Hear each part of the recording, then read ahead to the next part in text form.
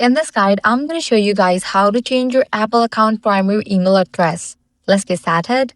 First thing you want to do is launch your settings. Now click on your Apple ID given at the very top.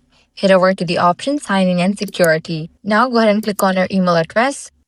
If you want to keep that email on your account but switch to a different primary address, simply turn off primary email and follow the prompts to add a new one. If you no longer use the current email at all, you can tap remove from account and confirm the action.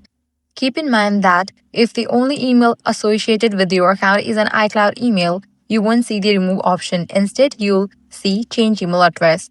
After confirming, enter your iPhone passcode and follow the prompts to add and verify a new primary email address. Once the process is complete, your Apple account will be updated with the new email. And that's how you can change your Apple account's primary email address directly from your iPhone or iPad. If this guide helped you out, do not forget to like, share, and subscribe to our channel. Thanks for watching.